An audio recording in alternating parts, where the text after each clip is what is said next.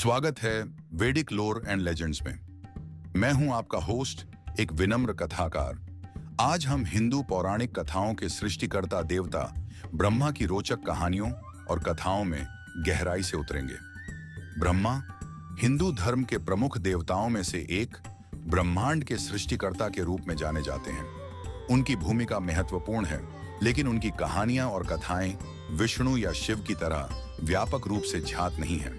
आज हम उनके मूल, उनके महत्व और उनसे संबंधित कुछ प्रमुख मिथकों का अन्वेषण करेंगे। वैदिक परंपरा के अनुसार ब्रह्मा एक सुनहरे अंडे से उत्पन्न हुए थे, जिसे हिरण्यगर्भ कहा जाता है, जो ब्रह्मांडीय जल पर तैरता रहा और फिर स्वर्ग और पृथ्वी का निर्माण हुआ।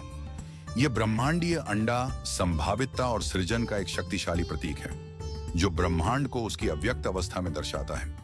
ब्रह्मा के सबसे प्रतीकात्मक चित्रणों में से एक उन्हें 4 मुखों के साथ दिखाता है, जिनमें से प्रत्येक एक वेद का पाठ करता है।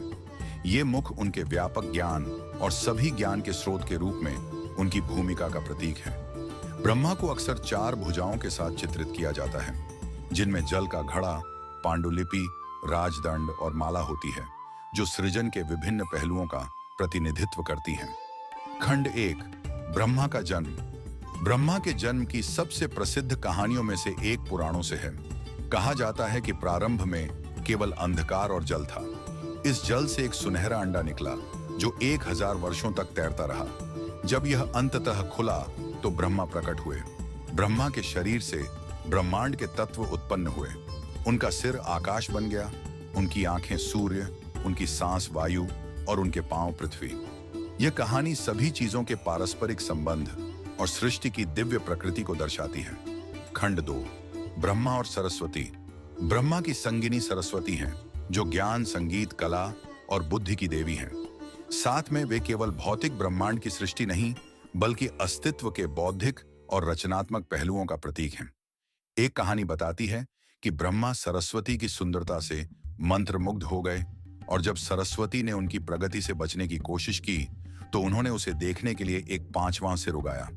यह कथा इच्छा और सृजन की जटिलताओं को उजागर करती है।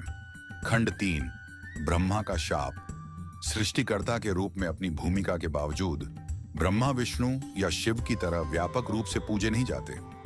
एक कथा के अनुसार यह शिव द्वारा उन पर डाले गए शाप के कारण है। कहानी के अनुसार एक बार ब्रह्मा और विष्णु ने यह विवाद किया कि कौन श्रेष्ठ देवता है। इस विवाद को सुलझाने के लिए शिव एक विशाल अग्निस्तंभ के रूप में प्रकट हुए और उन्हें उसकी शुरुआत और अंत खोजने की चुनौती दी।